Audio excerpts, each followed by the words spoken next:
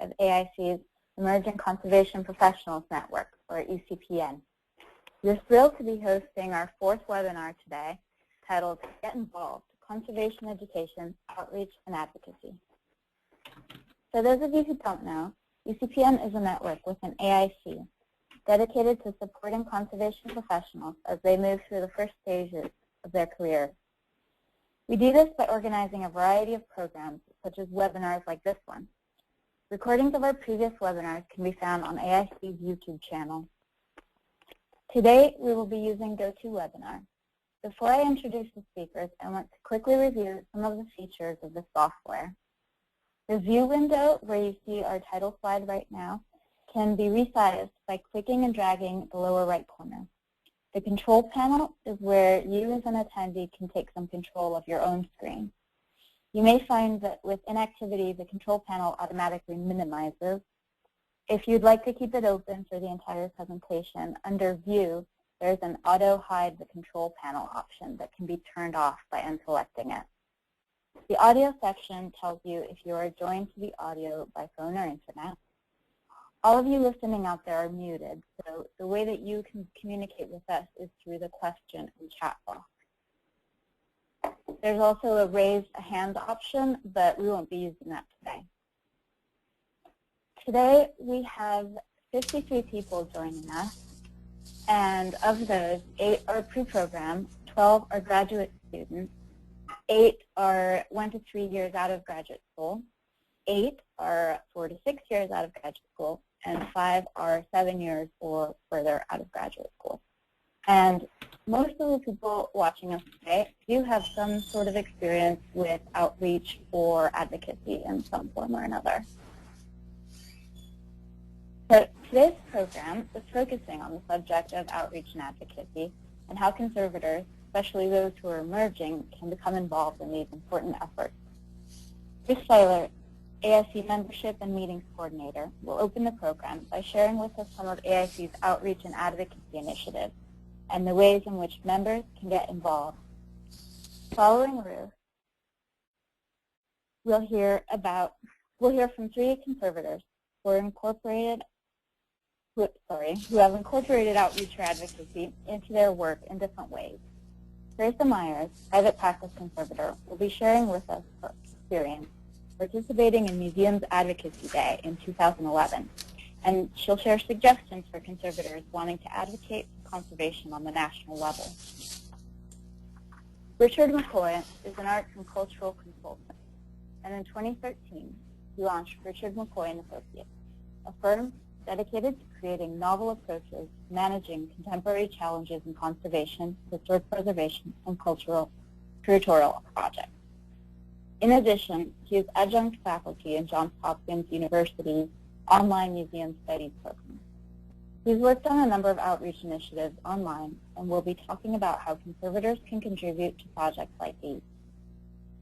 Sarah Barrick is a Crest Fellow in Technical Art History and an adjunct faculty member at the Conservation Center in NYU.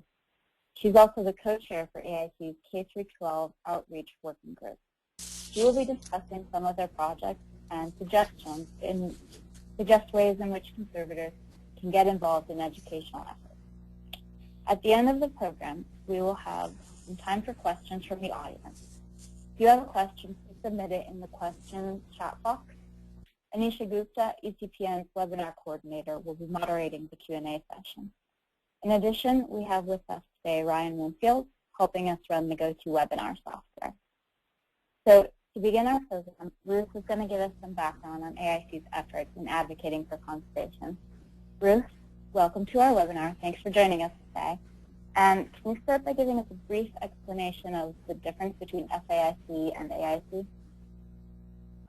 Yes, thanks, Megan. I would say that both AIC and FAIC are directly involved in outreach to related organizations and professionals in related fields as well as the public.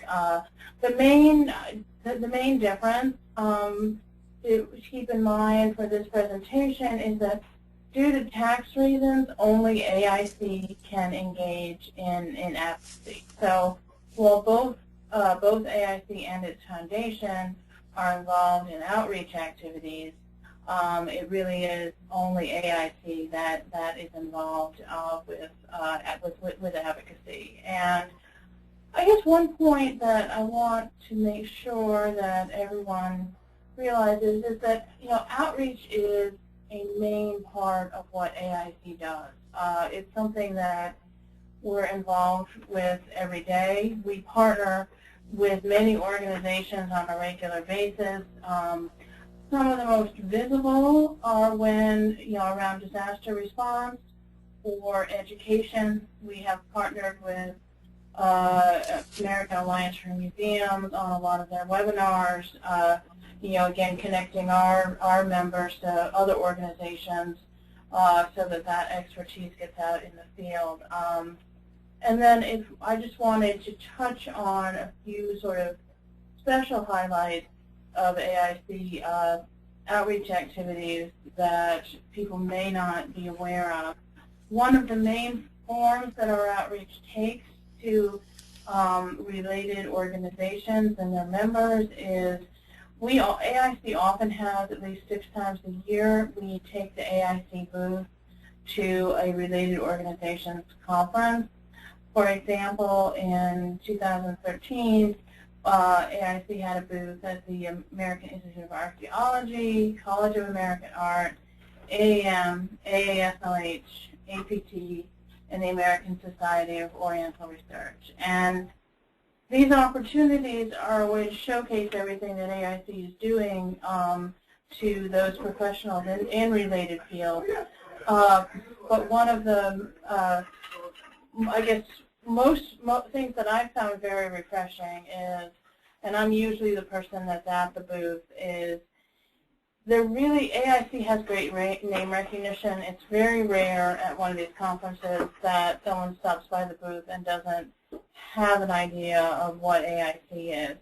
They're often not as aware of all of our programs, and that's where having the opportunity to talk about them at the conferences is so important. And one thing that I've found is often a lot of folks who are in related professionals but fields and are looking for conservators often don't know about Find a Conservator. I think in some ways the museums have done a great job at getting the Find a Conservator tool out there to the public, but it's been interesting being able to walk some people through it at these different conferences. And then in addition to the booths, we often have members present at AIC-sponsored sessions at these conferences. And some of these are because a member came to us with an idea for a session, and we worked with a couple other people and put it in as an abstract request for a panel. Some we here on AIC staff have developed and then worked with members to present it as a panel. And just in the last year, we've had these sponsored conference presentations again at every place we've had a booth, and there's a nice kind of synergy there when we're also on the conference program. So one thing I could really encourage everyone to do is, keep an eye on other conferences in addition to the annual meeting, even though I hate to say that when we're a month out from the AIC annual meeting. And then think about if the theme is something that relates to what you've done, and then if you want to try to submit an abstract, because that's the best way, I think, to reach people in related fields and to make sure that at all these conferences there is a conservation component. And if you have an idea and think it would work as an AIC-sponsored session, just please feel free to reach out to me, and we can see if we can get something in by the abstract deadline. And AIC can often, to a limited extent, provide support for this. We also have limited funds for members to present at other related organizations' conferences. So again, if that's something that appeals to you, just feel free to reach out to us. But then again, so much of AIC is its members at the end of the day. So much of what AIC does in outreach is going to be what you all do in outreach. So I did want to make sure that everyone was aware of some outreach tools that we have available on the website. We have a PowerPoint that you can download and use and personalize to your own presentation. And a lot of people have used it and have found that it's kind of a good starting point for their own presentation.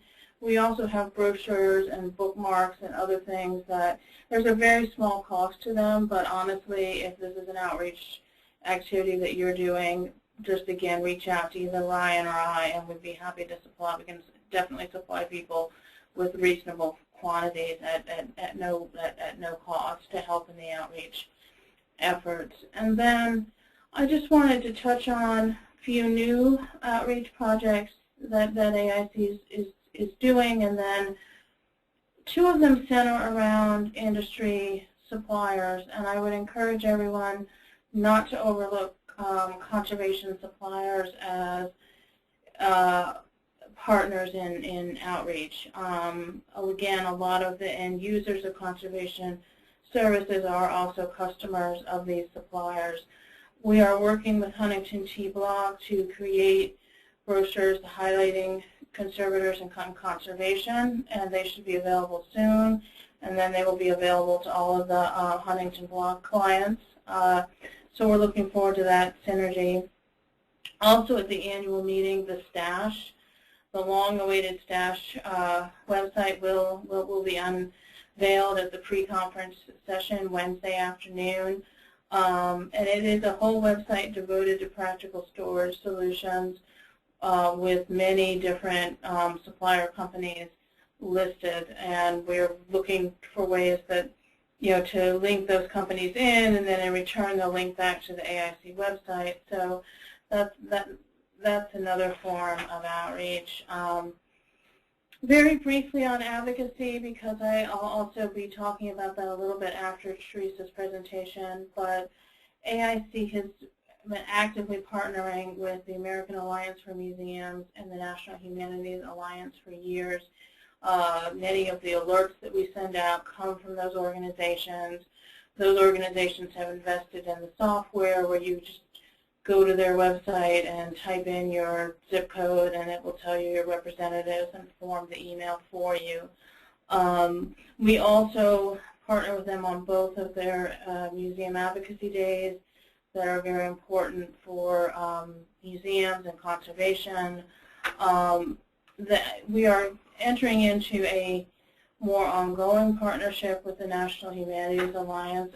Actually, Errol Wentworth was recently elected to their board, and they are changing their focus to include preservation and conservation somewhat, in part because I think they realize that in some ways what we do is more visible. I mean, if we think it's hard to advocate for conservation, imagine how hard it is to advocate for, philosophy as a major, or Latin, or Greek on the Hill. With us, we can at least show it before and after. That is a little bit harder for some of the other humanities. So we're looking forward to this partnership. They also are working at the more local and national level. They've identified about 25 key congressional districts that they're forming working groups, and we are working with them to include AIC members in those areas in these working groups, which I think are going to have a big impact, especially as we look to the 2014 congressional races. And I think for now I'll save a little bit of the points I was going to bring up in advocacy to follow Teresa's presentation. Great, thank you, Ruth. So we're going to stay on the topic of ways that conservators can advocate for conservation on the federal level by discussing Museum Advocacy Day on Capitol Hill. Teresa Myers participated in Museum Advocacy Day with Ruth in 2011. And Teresa, thanks for joining us today and welcome.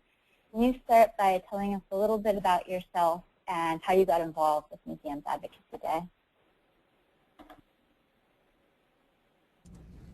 Hi, I'm a private conservator in Central Maine, and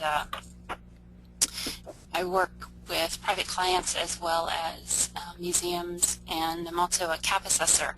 So federal funding for museums and cap assessment is, directly affects my ability to get work.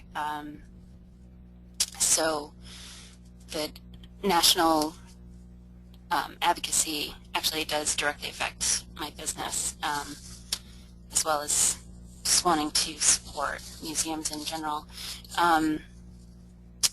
I got involved with Museums Advocacy Day in 2011 and as a direct result of Ruth's activity. She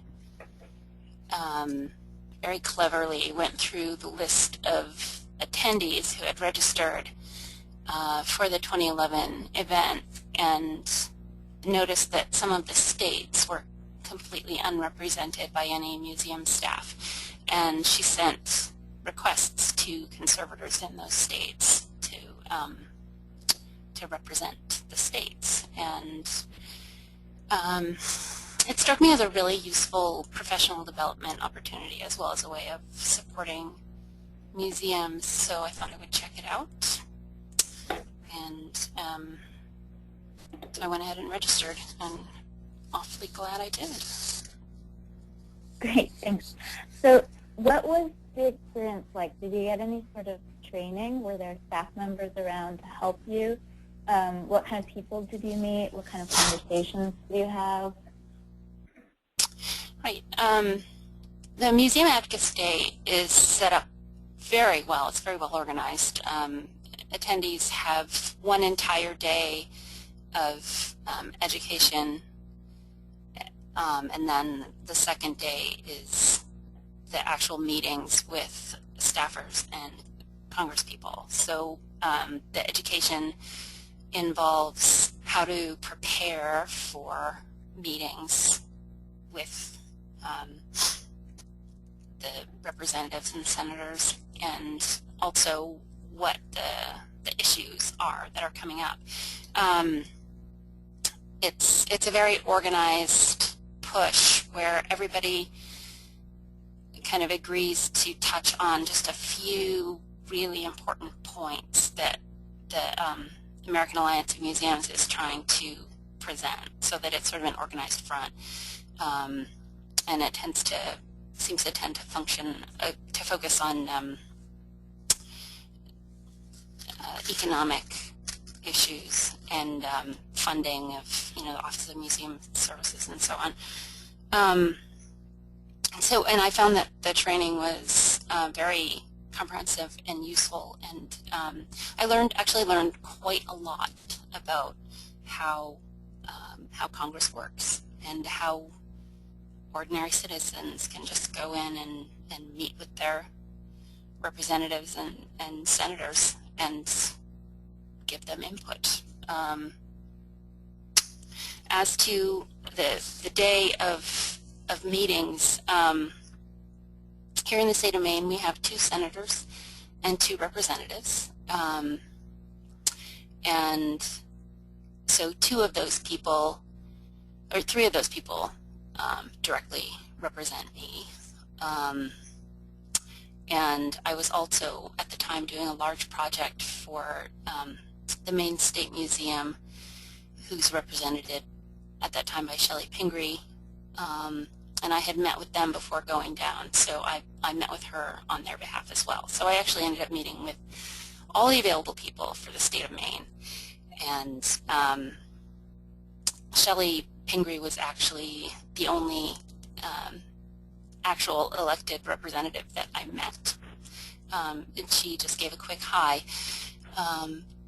With everybody else, I actually met with the staffers who work with the congresspeople, and those are actually the people that you really do want to talk to, because they're the ones who go out and collect all the information and sift through it and basically create a brief, useful report for the elected folks. So they're the ones who actually will take the time to listen and really go in depth and hear what you have to say. And for each of those people, I had filled out a form looking at what their interests are, what sorts of committees they were on, how I could draw a point of commonality between the needs of the museum community and what those offices were pushing for. Teresa, are you still Yep. with us? Yep. Sounds like we've lost you. Oh dear. Can you hear me now? Yeah. Okay. Great. So where did you lose me? You were filling out forms for each of the people you met with. Okay, great. The forms basically allow you to really organize your thinking on what the best way to communicate with each of the offices would be, and kind of where to emphasize the points that you're trying to make. And I found that really the economic impact type statements were probably the biggest points for each of those people. We had learned a lot about the economic impact of museums, and that was something that they seemed to really respond to. Did you have any sort of follow-up after the day? Well, we had been given a lot of advice on follow-up, because if you can build a relationship with your Congress people, then the idea is that when they have to make a decision about a vote and they're looking for someone's perspective, if they've already developed a relationship with you, you can be the go-to person that they would maybe call for advice on, or your perspective on the issue. If they know that you're a source of information. So it's definitely in everyone's interest to develop that relationship. And that, they had talked about sending news clippings about your museum, or inviting them to opening events and so on. As a conservator in private practice, I didn't necessarily feel that the kinds of relationships they were suggesting would be that useful, because I don't represent an institution, but as I mentioned, I had kind of gone down hoping to represent the Maine State Museum as well. So when I returned, I gave them all of that information and encouraged them to develop those relationships. And then that year, I also joined the board of Maine Archives and Museums, which is our state organization, and started, trying to encourage them to get involved with advocacy on a state and national level. And within a year, we had started planning advocacy initiatives and building that in. So it's kind of entered the statewide consciousness at this point. Oh, that's great. So your involvement really helps get your whole state involved. Yeah, I would hope so. Do you have any advice for conservators wanting to participate? I think that Museums Advocacy Day is just really an incredible opportunity for learning about advocacy on the national and also the state levels. Just a real inside look at how the government works and how these decisions are made and how we can have an effect face to face. It was, you learn about it in high school civics class or whatever, but this is just way beyond that in terms of learning about it. And it's well worth your time to learn about kind of the ins and outs on Capitol Hill. because all of the threats to cut budgets and funding really do directly affect all of us. So. Okay, thank you.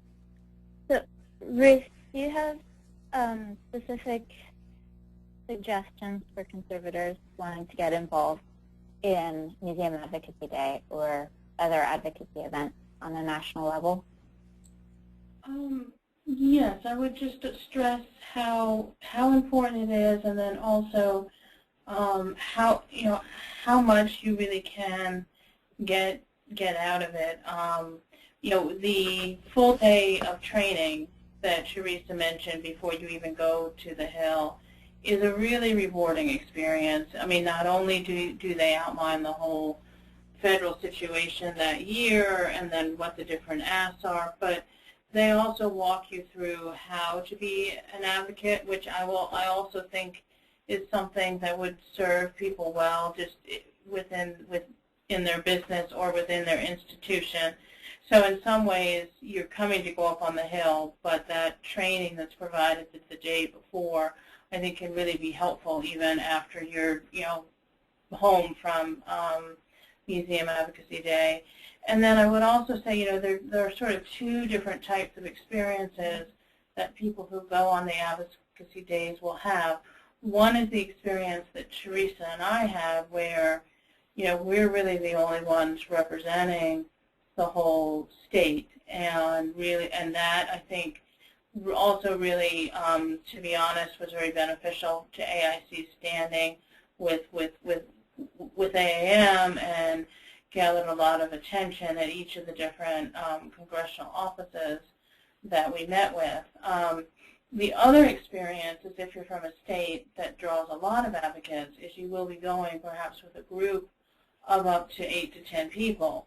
And everyone will say much less because there's a larger group, but one of the things that happens in those situations is you kind of form a little advocacy core, and people keep in touch with each other after the event is over. So that's a great way to sort of also build relationships in your state.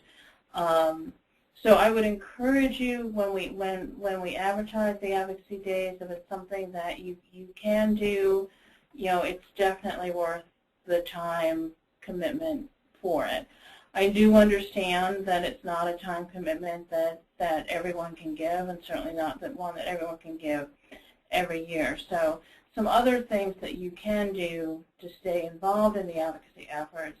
The first and foremost that's most important is when AIC sends out one of the advocacy alerts, take the 5 minutes that it really takes to click on the link and then form your email at either the AAM or National Humanities Alliance website that then goes directly to your representatives. And I'm sorry to say that 5 minutes is really all that it takes, because what happens is there are no points for agonizing over a well-crafted email.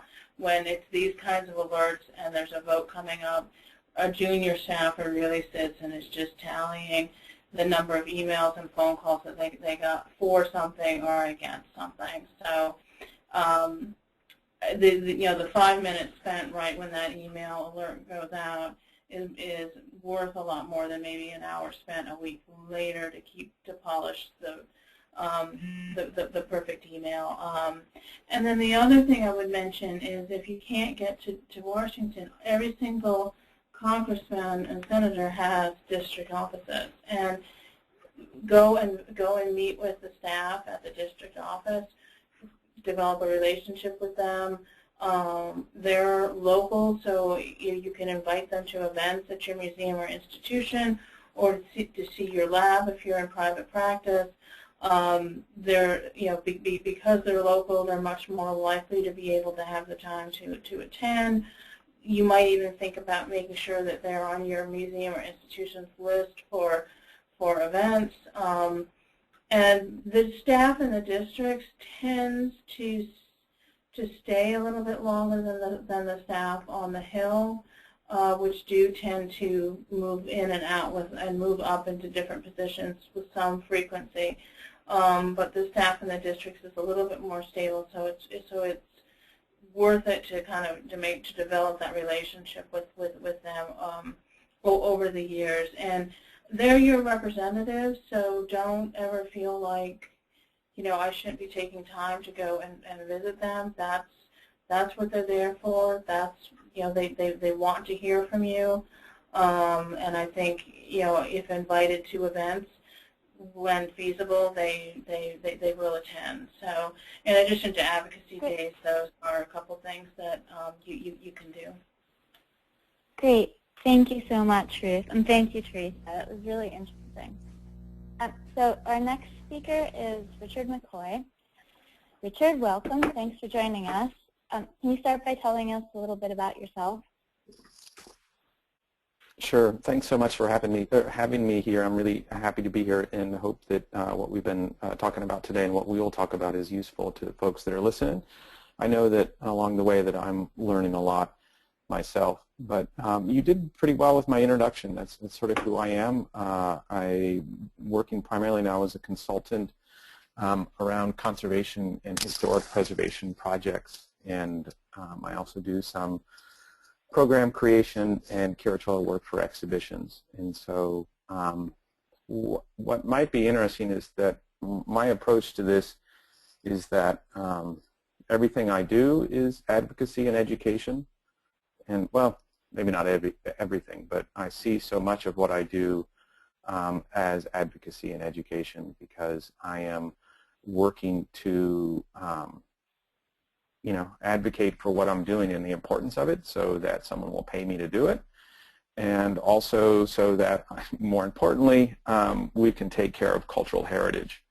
And I mean that in the broadest sense, be it for museums or for communities or groups and collectives. How's that for an explanation? That's great. Thanks. So you see a lot of your work fitting into advocacy. Can you discuss some specific projects and how conservators can get involved? Well, sure. I mean, just to say, it's interesting to hear Teresa talk about her work in D.C. I mean, is that right now I'm sort of living that on a day-to-day basis because in a much smaller way in that I'm working for the mayor of a small town here in Indiana called Columbus, Indiana, which is famous for its modern architecture, postmodern architecture, and public art. And so, what I'm doing in this advocacy role is sort of articulating to the city government what is important about these things and then creating mechanisms and processes for long-term preservation of them. And a lot of this I would see is directly around education, because if we don't understand what something is, then we aren't going to have as good opportunity to preserve it. It goes to the saying that the most dangerous person for cultural heritage or buildings is someone who has a lot of money, because they may not be in a position to have to really think through what they're doing. And so, but over the years I've done a couple of specific projects unrelated to my Columbus work. I think I have some slides maybe we could go through. One of them is this thing I created through the Indiana University, Purdue University's graduate course in museum studies. So I taught there for a while as an adjunct instructor, and so we taught students how to document public art using Wikipedia and Flickr. And so the idea was that we could turn the old system of Save Outdoor Sculpture, which I don't know if folks know about it, was really in the mid to late 1990s. Heritage Preservation launched a program to document every single piece of outdoor sculpture in the United States, and they had about 7,000 volunteers that worked it, and they documented 32,000 artworks, all of which are now stored in the Smithsonian's American Art Museum's archives, the digital archives. And so the idea is like, well, okay, let's just do that again using Wikipedia, and everyone around the world will do it. And so that was somewhat successful. The project I'm working on now, if you go back to the one that was Wiki Project Collections Care, yeah. So this is what I'm working on now. Literally right now, I'm teaching in Johns Hopkins University's online museum studies graduate program. And so in this program, I'm teaching museum studies students a course on conservation, and I call it a 21st century approach because I'm doing it online. And the final project is for all of the students to make Wikipedia articles about conservation or collection care. And so we're going to have, at the end of the day, 19 new articles about conservation and restoration. And so I see this as a core of what education is about. And so there's a student right now writing an article about the conservation and restoration of outdoor artworks. There's one writing one about books and conservation and restoration of books. We're writing about different collections roles in museums, defining what a conservation scientist is, what an objects conservator, what a paintings conservator is and does. And then finally, we're defining some general collections care topics. So one of the students is writing a Wikipedia article on integrated pest management for museums, and another one is writing on emergency response, for example. And so those are two big projects that I'm working on now. I could tell you about the third one unless you have a question. No, but we're running short on time, so can you make it brief? Sure. I'm also using other online sources to document public art, and these are things that I do for clients.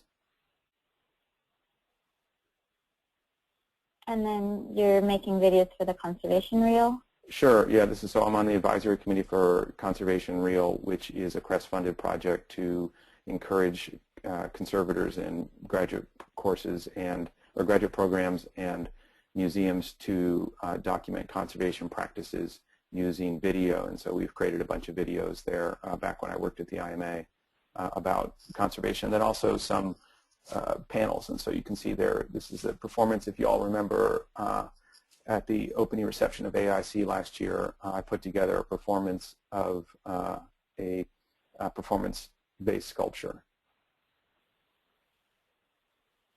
Okay, thanks, Richard. So our next speaker is Sarah Beck. Sarah, welcome. Thanks for joining us today. Can you start by telling us a little bit about yourself and what some of your typical projects would be with K through 12 schools? Sure. Can you hear me okay? I just took myself off of mute, and I want to make sure that the phone worked. Yes, I can hear you fine. Okay, good. And I'd like to echo what Richard said, which is it's so interesting to hear what the other speakers are doing. I'm really enjoying listening to everybody's experiences, and I think it's wonderful that we're all reaching out to different audiences, but collectively making an impact, which is maybe greater than the sum of its parts, which is really important. And what I focus a lot of energy on is the K through 12 audience. And I'm an objects conservator, and I'm also, as you said, adjunct at the Conservation Center. And I also work in private practice. But where I really devote a lot of my passion is also to this K through 12 audience, as I said. And Beth Edelstein and I are both co-chairs for the K through 12 working group. And a couple of years ago, we did publish an article about the different levels of reaching the K through 12 arena and sort of what that means. And that was published at the Colonial Williamsburg Conference. And just briefly, we sort of saw it from both the granular level, like the individual conservators working with one student, for instance, a high school student perhaps in a science class, advising on a project or working with an intern, all the way up through working with classrooms, like particular groups of students coming through or working in the classroom, to working with teachers, and then you can work at a broad level with a teachers association. I know earlier we heard about AIC's efforts with working with other national groups, which I think is a very, very important area to reach out to. And I know a lot of conservators are very interested in working at different levels, you know, one or more, with these groups in the K through 12 group, which I think is really exciting. So Beth and I have really tried to focus our efforts across all of these types of audiences. So for instance, I've worked with one-on-one with students through the Metropolitan Museum, where I'm no longer on staff, but I do some education work through the Objects Lab there because Beth is still there full-time, and we've brought students on to work on science projects there. We've also done a lot of work in the classroom, and you see a picture there right now in the classroom, visiting local schools in the New York City area, and generally that happens through like a word-of-mouth approach. People just hear about us and call us, and we have a lot of relationships now in the education sphere and museum education as well. We also have just initiated a new activity through the K-12 group, which is every year, and it started last year, and I have to give a shout out to Richard, who was very instrumental in helping us develop this, which is creating a teacher workshop at the AIC location for the annual conference. So last year we did it through the IMA and also the local Art Teachers Association, and we're working on getting that together. Oh, and you see the newsletter that just popped up on the screen that was published for the state of Indiana, the Art Educators Association there. And we're working on, excuse me, this year's Teachers Association with conservators out on the West Coast. Teachers Workshop. I do apologize. I'm still getting over this cold, so you'll have to bear with me. And then finally, through the K-12 group, we also have, and I think this was the first screenshot, we have a links and resources page, the AIC website. So that's a much broader reach. And yes, great, you've got it up there. And in addition to spreading links and resources, we also have an email where people can email us directly to be connected to local conservators. And that's something I wish people used more. And when I say people, I mean educators. We have had some requests come through, and we do try to publicize this through local Teachers Association conferences, but it hasn't been used as much as I'd like, and that's perhaps a goal for the K-12 group moving forward, is how to get the word out a little more broadly for this resource that we provide. So that's sort of a range of activities that we do, some, on our own, and generally I do collaborate with Beth on this, and some formally through the K-12 group. But one, and I know we're running short on time, but in brief, I just wanted to say a couple of quick points, given our experience working with these groups, which is that I do work in private practice, and I know it can be very hard sometimes when you're working in private practice to feel that you have the time and the sort of bandwidth to do this kind of activity. And absolutely, I think that it can have great value to your private practice. And I think it's not incompatible with the very practical need to generate revenue.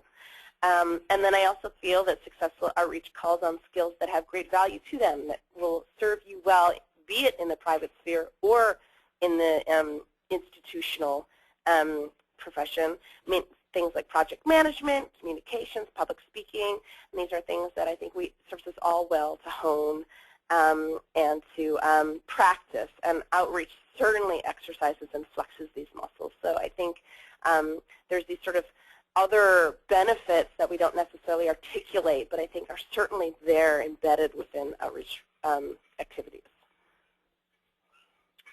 Great, Sarah, thank you so much. That's really wonderful.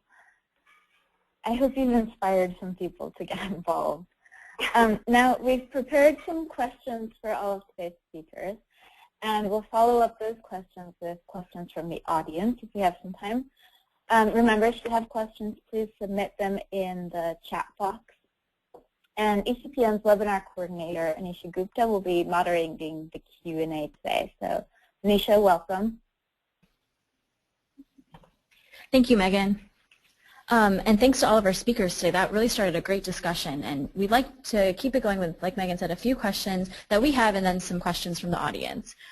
So just to start us out, how did you all find the funding to launch some of these great projects? I know Ruth mentioned a few of these at the beginning, but in general, are there places that you go looking for funding for specific types of projects?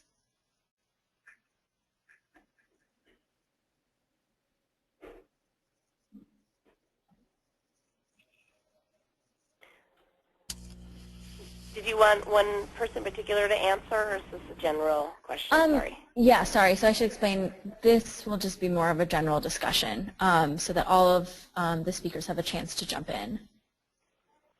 Well, for K through 12, I can say that when we're not always compensated for our work, so funding is a general question, really, because it can mean everything from just, the supplies, a supplies budget to go and do an activity, all the way through compensating yourself for your time and your preparation. And in general, it's sort of 50-50. Sometimes we volunteer and do this, and we've done it enough times that, for instance, we have like a corpus of materials we could just bring with us so it doesn't cost anything. other than time. And sometimes schools have grants to bring people in. So we've definitely been brought in on grants before, which is always really nice, of course, because you feel like, hey, you know, it's nice to be compensated for your time. Of course, that's not why we do these things necessarily. But for us, it's usually the other, it's not us finding the funding, it's a school or, for instance, a museum. I've taught classes at the Metropolitan Museum, and the Education Department has funding for that. So I've never had to actually go out and source it necessarily on my own. Okay, that's really interesting, Sarah. And so do you feel like at this point you have built up relationships, so you have people reaching out to you more, and sort of how did you go about building that network? Yeah, oh, definitely we've built up a network at this point, and I'd say on all different levels. Some of it is just really informal. I have a lot of friends who are teachers, and as I started to get interested in doing this kind of thing, talking to them and then saying, oh, let me put you in touch with so-and-so. I think they want to do an integrated curriculum program, because a lot of what we do is interdisciplinary between art and science, of course. And then we participate where we can, especially through the K-12 group, with teacher conferences. So the National Art Associations, Art Educators Association, the NAEA, and they have an annual conference every year, and the NSTA, which is the National Science Teachers Association. So I really feel it's important, and I know this has been touched on several times, but working with national groups, and a lot of national groups have local chapters and local conferences. So that is a wonderful way to make connections, and we've made a lot of connections across the country that way. And I would encourage anybody who's interested. I mean, that's like low-hanging fruit, because you don't have to know somebody personally to go and be involved in a local conference. Great, thank you. And so in general, we're sort of touching on this idea, but do any of you feel like are there particular allied professions that you think are helpful in your outreach and advocacy efforts? I know Teresa mentioned that a little bit in pairing up with the Maine State Museum and then also working on the board of the archives. But in general, are there allied professions that you feel that you're reaching to often, or that are particularly that have an interest in what you're doing?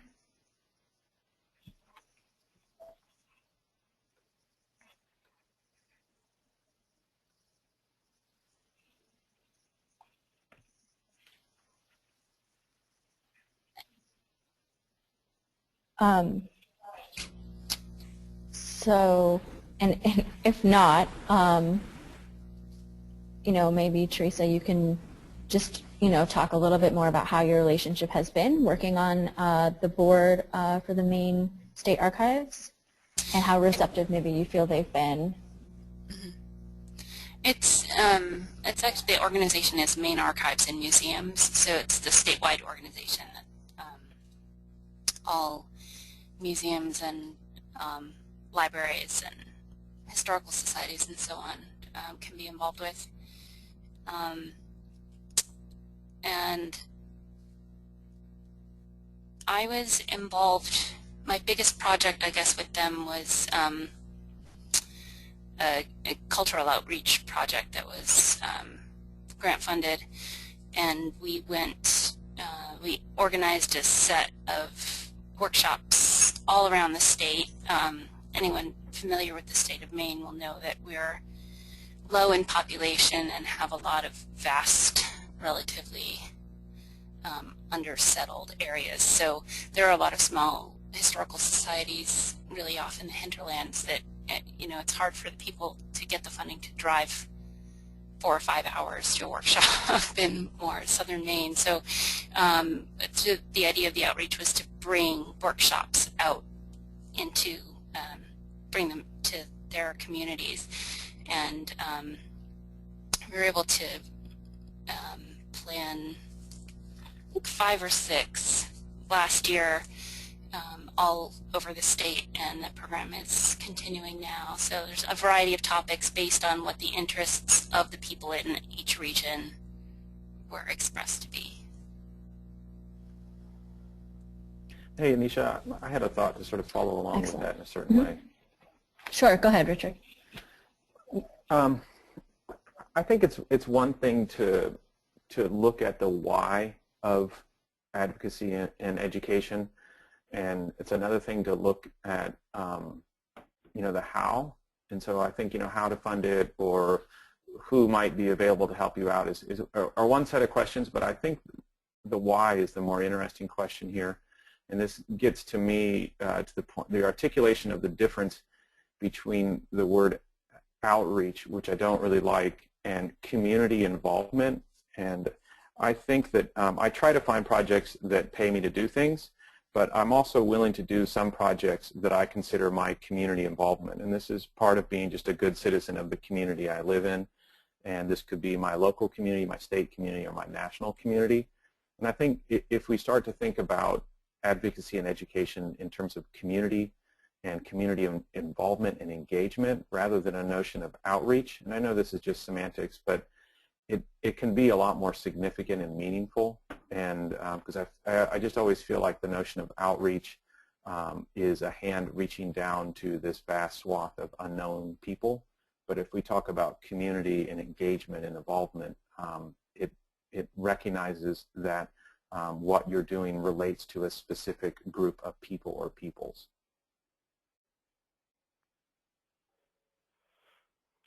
I think, can I respond? Yeah, Richard, that's an interesting point. And no, go ahead. Oh, yeah, sorry, did you have a follow-up question for Richard? I just thought it was interesting. I want to respond, but if you have a question, I will step down. No, go ahead. Go ahead. I think that's a really nice point. I also think, and because you touched on, you said you like to be paid for things, but if not, you consider it part of your, almost a social responsibility. I'm putting that in your mouth. That's not what you said. But I think that if we phrase it in the way you're saying, engagement, and you're activating your local community in some ways, that is an investment, especially for people who work in the private sector, because you never know what you can, and I hate to bring it to this, and I think it's much more substantial and significant, but one could find a parallel with a corporation who is going out and building, or promoting their green choices, I'm not saying it's greenwashing, but in a way it's investing in your local community that might serve you well down the road by generating revenue-driven projects for you.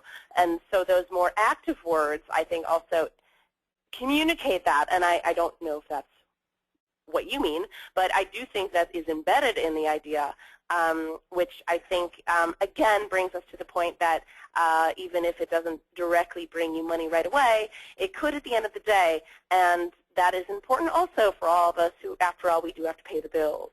So, and it benefits our profession overall anyway. I just wanted to add that thought. I think those are yeah, that's those totally are really it, good Sarah. points. Sorry. I just wanted to add that I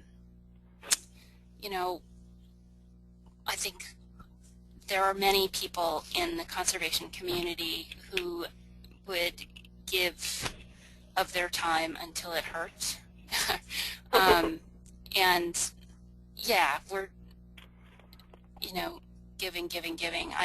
When I went to Museums Advocacy Day, I footed the entire bill myself and just looked on it as a professional development opportunity.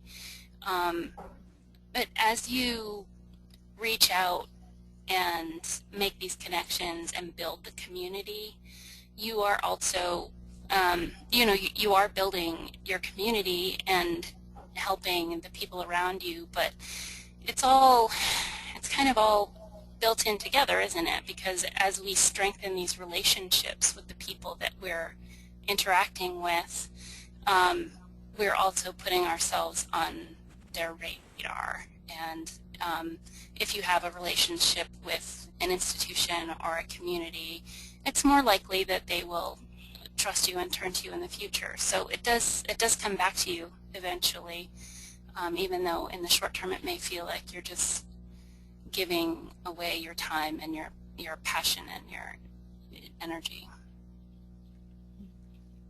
Mm-hmm.